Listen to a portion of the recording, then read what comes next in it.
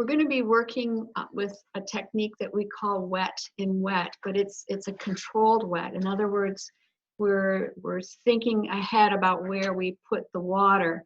So we want the water to be, you know, on the paper so that it can stay really soft, and so that I can introduce different colors into my into the petals of the flowers. So we'll be working that way, and we're thinking about also working from light to dark. In other words, we start out with a very light value, and then we gradually pop in more colors so that it blends right on the paper. It blends in the petals themselves.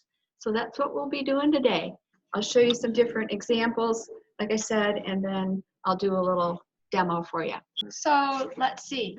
I just want to show you first a few examples. This is one that I did, and you can see that it's very soft. I have to move it around so that it's in the right spot.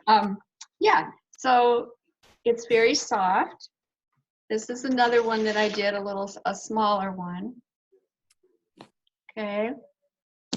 And then I've also done a couple drawings for you to see and to think about the shape of the petals.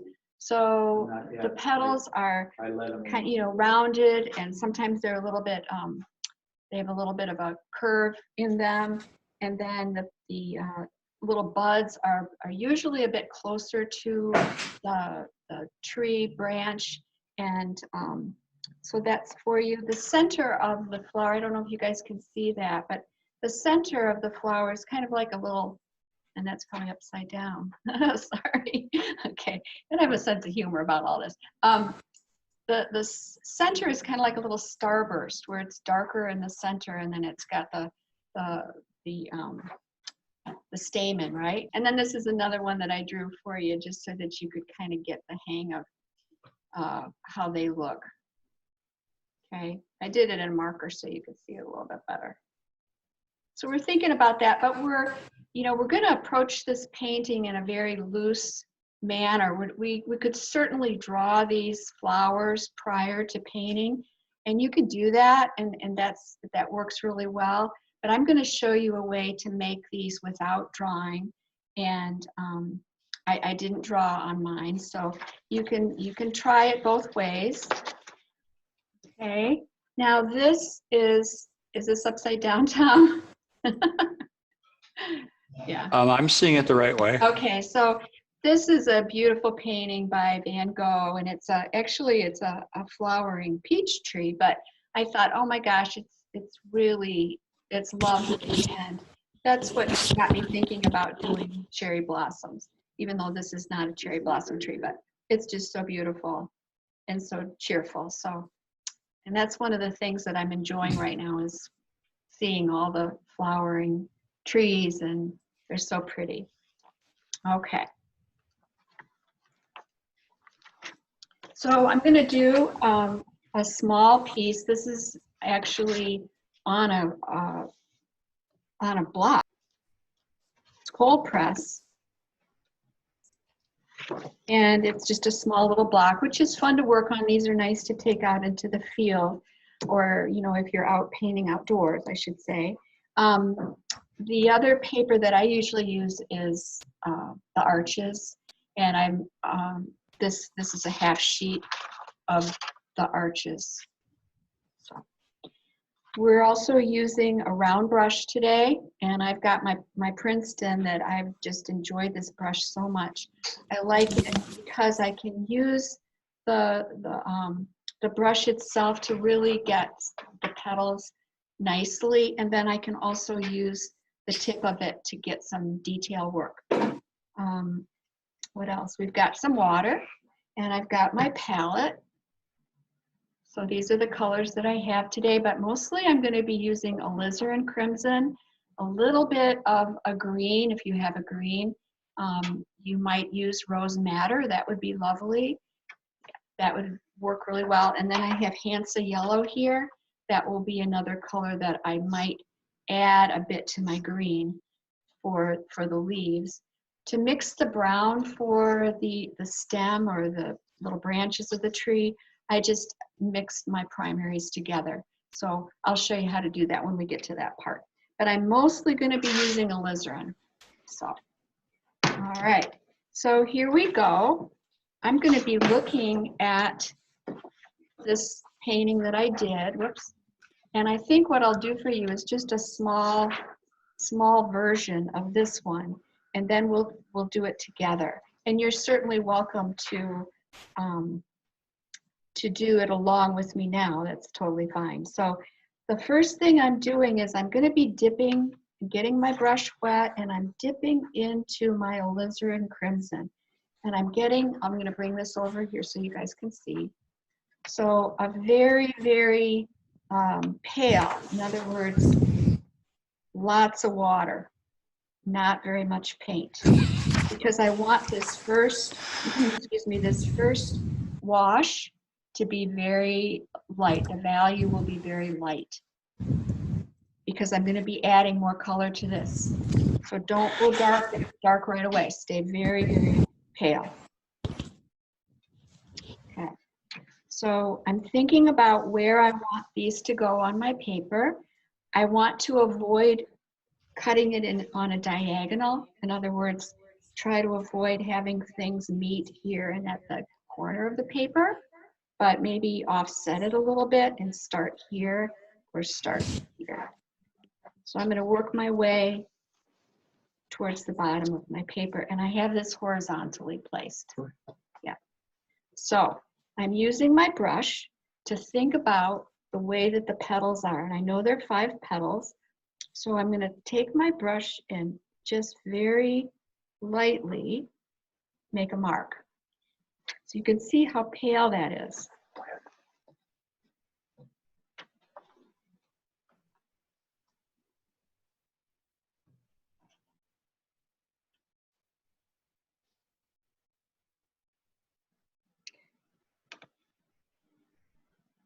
And while it's wet, I'm going to dip into a little bit more of the alizarin crimson. In other words, I'm using a bit more paint, and I'm touching it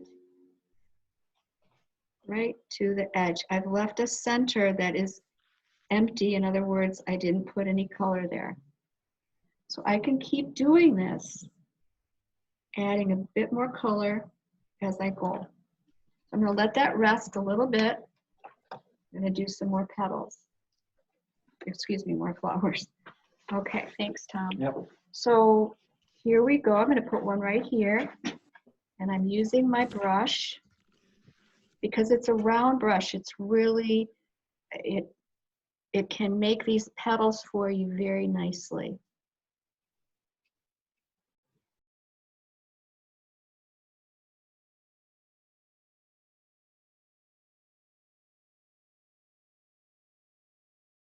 So there's another one. Rinsing my brush, and I'm going to get into a little more of my alizarin, and I'm going to touch it right to the edge and let it flow into the existing wash. So it's creating this real pretty value change.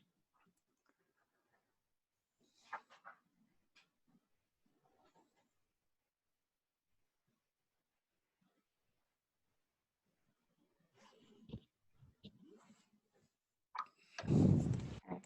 Going back to light pigment, lots of water, very pale. I'm going a little bit darker because so that you guys can see it.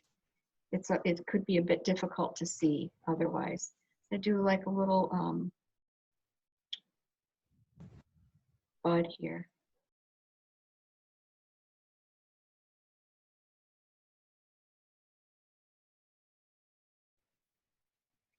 So this is called controlled wet because I'm dampening the surface of the paper and the petals themselves, adding color. However, I didn't wet the whole paper like we did last time when we did the sunset. we got the whole thing wet. So it's a little different situation. Getting a little darker in the centers of these. But I can always go back after it's dry and add more color to this.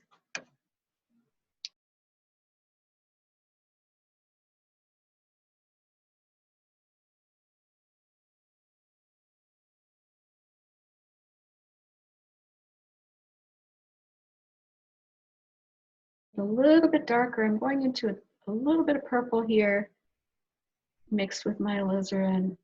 You could always put a little red with it, excuse me, blue with it to create a little darker color.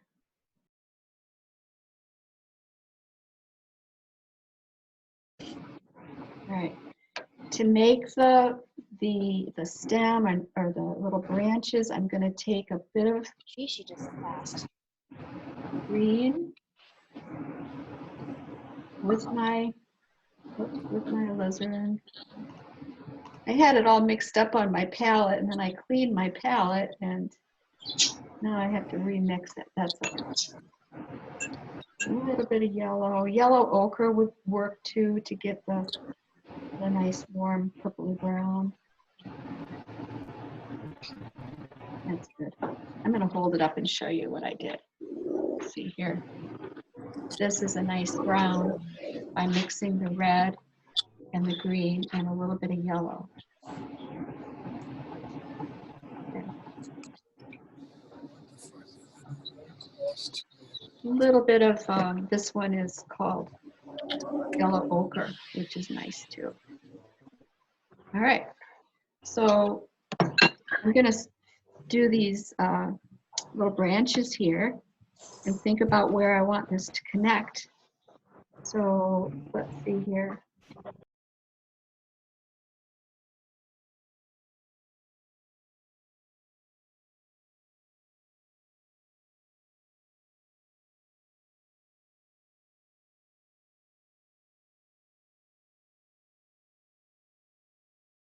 All right, so I've connected these with my brown that I mixed up. Now I'm going to be doing this again, so if you missed it, it's okay. We're going to do it again, and we'll do it together.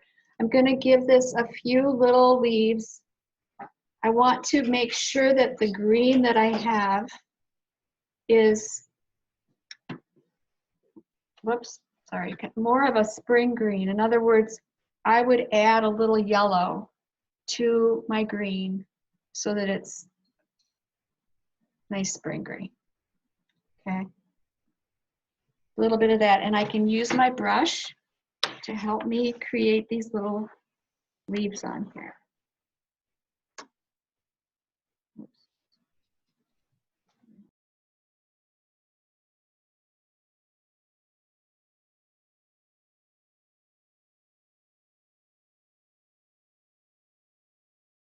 So I could certainly add another bunch of, or some more petals here if I want to, but I think this is cute the way it is. These are fun to make little cards or whatever you want to make. I'm going to use this as a guide. I think it's a nice little composition, and I try to start this so that it's not in the corner here, so that I went up about, about an inch, so that this kind of comes up here. So I'm thinking about that, and I'm going to probably start with this petal right here first. I added this later. You could certainly add one down here as well if you want to. Okay, so remember we're working light to dark. We're working, thinking about different values, and we'll get started. I need to get a little drink of water, so.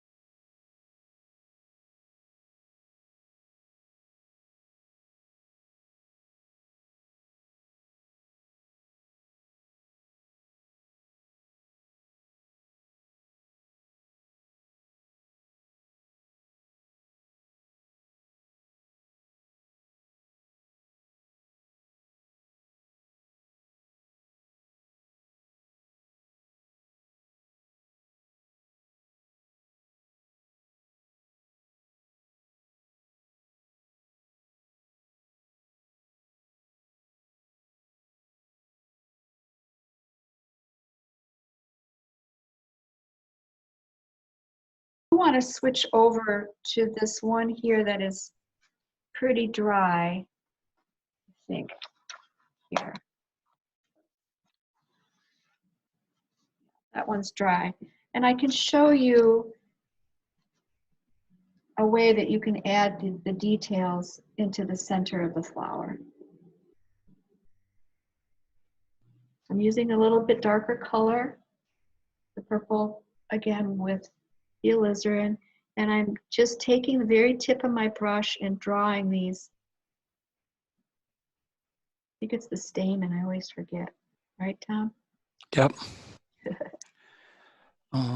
You can see that I've drawn these right into the flowers. And I'm working here on a dry surface, as I said. So you don't want to overdo it. Just do a few of these little guys. Gives it a little more depth, and we sort of zero into the center of the flower, which is really pretty. I'm just drawing a bit with my brush. I'm going to switch back over to this one that I was working on earlier. And I'm going to add, I think I'm going to add some more flowers down at the bottom of my paper. Same process here with the light value. Thinking about where do I want them to go? Where do I want the petals to go? I kind of think about right around in here.